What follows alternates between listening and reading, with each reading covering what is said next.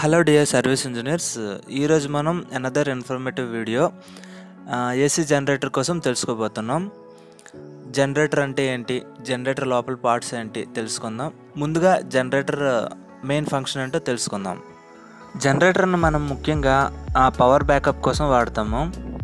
ఇది పవర్ లేని టైంలో మనకి పవర్ని జనరేట్ చేయడానికి యూజ్ అవుతుంది. జనరేటర్ అంటే మెకానికల్ ఎనర్జీని ఎలక్ట్రికల్ ఎనర్జీగా కన్వర్ట్ చేస్తుంది. ఇందులో ముఖ్యంగా రెండు పార్ట్స్ ఉంటాయి. ఒకటి ఇంజిన్, రెండు ఏసీ ఆల్టర్నేటర్. దీని ద్వారానే మనకి ఏసీ అవుట్పుట్ వస్తుంది. ఇది బాక్స్ టైప్ జనరేటర్. ఇది TMTL ఐచర్ ఇంజిన్ది, ఐచర్ యొక్క ఓన్ ఇంజిన్. ఇది లోపల చూద్దాం ఎలా ఉంటుంది, ఏముంటాయని. సో ఓపెన్ చేయగానే ఇంజిన్, ఇది ముందుగా కనపడేది కంట్రోల్ ప్యానెల్ అంటారు దీన్ని. ఇది ఫుల్లీ ఆటోమేటిక్.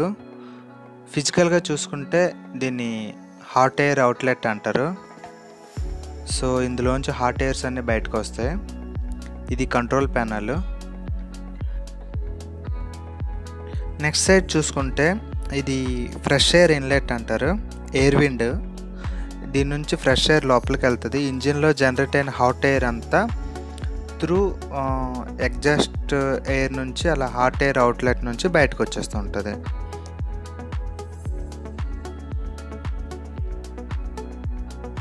ముందుగా చూసుకుంటే ఎగ్జాస్ట్ ఫ్యాన్. ఇది ఇంజిన్లో జనరేట్ అయిన హాట్ ఎయిర్ మొత్తం బయటకు పంపించడానికి యూజ్ అవుతుంది. దీనివల్ల క్యానోపీ టెంపరేచర్ అనేది స్టేబుల్గా ఉండటానికి యూజ్ అవుతుంది. నెక్స్ట్ చూసుకుంటే స్టాప్ సోలనాయిడ్ అంటారు దీన్ని.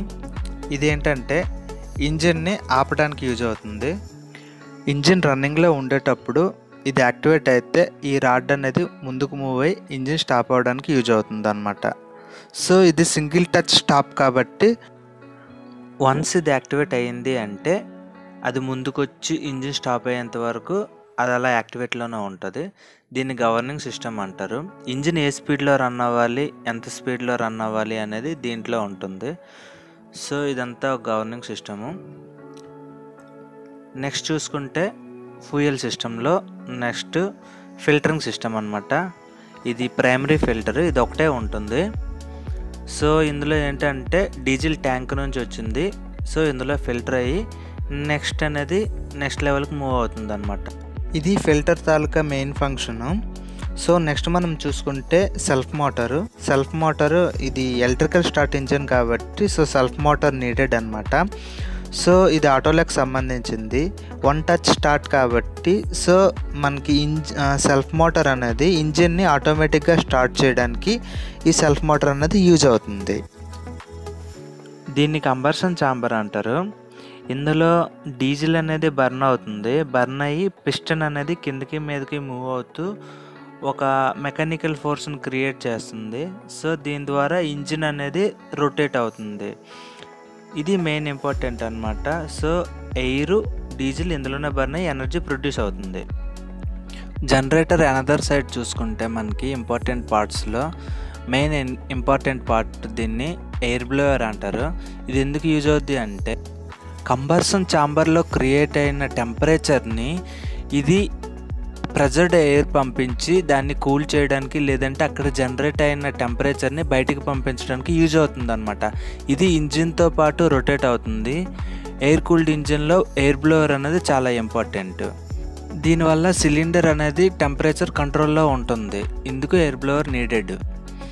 సో నెక్స్ట్ పార్ట్ చూసుకుంటే దీన్ని డైనమో అంటారు. ఇది కూడా ఇంజిన్తో పాటు రొటేట్ అవుతుంటుంది. ఇది ఎందుకు యూజ్ అంటే బ్యాటరీని ఛార్జ్ చేయడానికి యూజ్ అవుతుంది అనమాట. సో ఇది ఎలక్ట్రికల్ స్టార్ట్ అని మనం ముందుగా చెప్పుకున్నాం కదా. జనరేటర్లో ఉండే బ్యాటరీని ఛార్జ్ చేయడానికి ఈ డైనమో అనేది యూజ్ అవుతుంది. నెక్స్ట్ మనం చూసుకుంటే ఫ్యూయల్ సిస్టంలో అనదర్ ఇంపార్టెంట్ పార్ట్, దీన్ని ఫీడ్ పంప్ అంటారు. ఇది డీజిల్ ట్యాంక్ నుంచి కనెక్ట్ అయ్యి ఉంటుంది.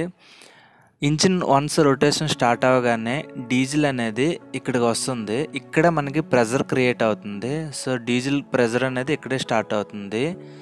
ఇది ప్రతి ఇంజిన్లో చాలా ఇంపార్టెంట్ అనమాట.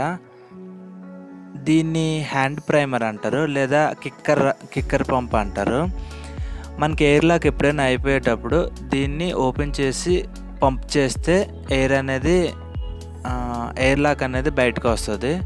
ఇది చాలా ఇంపార్టెంట్ అన్నమాట ప్రతి ఇంజిన్కి. Air lock diesel engines maximum air lock అవుతుంటాయి డీజిల్ లెవెల్ తగ్గిపోయినప్పుడు. సో దీన్ని ఓపెన్ చేసి మనం పంప్ చేస్తే ఎయిర్ లాక్ అనేది ఫ్రీ అయిపోతుంటుంది. నెక్స్ట్ వెళ్తే దీన్ని ఇంజిన్ ఆయిల్ ఫిల్టర్ లేదా ల్యూబ్ ఆయిల్ ఫిల్టర్ అంటారు. సో దీని యూజ్ ఏంటి అంటే ఇంజిన్ ఆయిల్ ఎప్పుడైనా ఇంజిన్ రన్నింగ్లో ఉండేటప్పుడు చిన్న చిన్న ఐరన్ పార్టికల్స్ కానీ ఏవైనా ఉన్నా, లేదంటే ఇంజిన్ ఆయిల్లో డస్ట్ ఫామ్ అయినా ఏదైనా ఉన్నా దీంట్లో ఫిల్టరింగ్ అవుతుంటుంది అన్నమాట. సో ఇది ఫిల్టర్. దీన్ని ఎల్ఎల్ఓపి సెన్సార్ అంటారు, దీన్ని ఎల్ఎల్ఓపి స్విచ్ అంటారు. సో ఈ రెండిటి యూజ్ ఏంటి అంటే సంప్ నుంచి ఇంజిన్ ఆయిల్ అన్నింటికి వరకు సప్లై అవుతుందా, సప్లై అవ్వాలి అంటే కొంత ప్రెజర్ ఉండాలి. సో ఎంత ప్రెజర్ అనేది దీంట్లో కాలిక్యులేట్ అవుతుంది. సో ఇది దీని యూజ్ అన్నమాట. సో నెక్స్ట్ చూసుకుంటే దీన్ని ఎయిర్ ఫిల్టర్ అంటారు, ప్రైమరీ ఎయిర్ ఫిల్టర్ అంటారు దీన్ని. ఇది చాలా కీ రోల్ ప్లే చేస్తుంది అన్నమాట. సో ఇది మన ఇంజిన్లోకి ఫ్రెష్ ఎయిర్ని పంపిస్తూ ఉంటుంది. చూడండి, ఇది ఇన్లెట్ అన్నమాట. So fresh air inlet. So ఇంజిన్లోకి డైరెక్ట్గా ఇంజిన్లో కనెక్ట్ అయి ఉంటుంది. సో దీన్ని వ్యాక్యూమ్ ఇండికేటర్ అంటారు.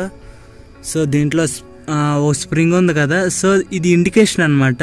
ఈ రెడ్ అనేది ఎక్కువ వస్తే ఎయిర్ ఫిల్టర్ అనేది చోక్ అయింది అని అర్థం. సో ఇది ఎయిర్ ఫిల్టర్. దీన్ని క్యానోపీ టెంపరేచర్ సెన్సార్ అంటారు. ఇది ఇంజిన్ ఈ బాడీలో టెంపరేచర్ని మెజర్ చేస్తుంది అనమాట. So next another important part ఏంటి అంటే ఆల్టర్నేటర్. ఇది ఆల్టర్నేటర్ అంటారు దీన్ని. సో దీని ఫంక్షన్ ఏంటి అంటే మెకానికల్ ఎనర్జీని ఎలక్ట్రికల్ ఎనర్జీగా కన్వర్ట్ చేస్తుంది. సో దీని అవుట్పుట్ మనకి ఏసీ ఆల్టర్నేటింగ్ వోల్టేజ్ వస్తుంది అనమాట. సో దీని రేటింగ్ ఎలా ఉంటుందంటే 230 వోల్టేజ్. ఇది 10 kVA సంబంధించింది. సో దీని మ్యాక్స్ లోడ్ 40 amps వరకు వస్తుంటుంది అనమాట. సో ఇది దీని గురించి ఇంకా చాలా డీటెయిల్ సబ్జెక్ట్ ఇది. సో ఇది బేసిక్గా చెప్తున్నా. ఆల్టర్నేటర్ మెయిన్ ఫంక్షన్ ఏంటంటే మెకానికల్ ఎనర్జీని ఎలక్ట్రికల్ ఎనర్జీగా కన్వర్ట్ చేస్తుంది. సో దీని అవుట్పుట్ అనేది మనకి ఏసీ వస్తుంది. సో ఇది సీజీకి సంబంధించింది, క్రాంప్టన్ గ్రీవ్స్. సో ఇది basic knowledge about alternator. Another important part దీన్ని బ్యాటరీ అంటారు. ఇందులో డీసీ వోల్టేజ్ స్టోర్ అవుతుంది. ఇది 12 వోల్టేజ్ బ్యాటరీ, టాటా గ్రీన్కి సంబంధించిన బ్యాటరీ ఇది. మనం ముందుగా చెప్పుకున్నట్టు ఇది ఎలక్ట్రికల్ స్టార్ట్ ఇంజిన్ కాబట్టి సెల్ఫ్ మోటార్ రన్ అవడానికి కావాల్సిన వోల్టేజ్ అనేది దీంట్లో స్టోర్ అవుతుంది.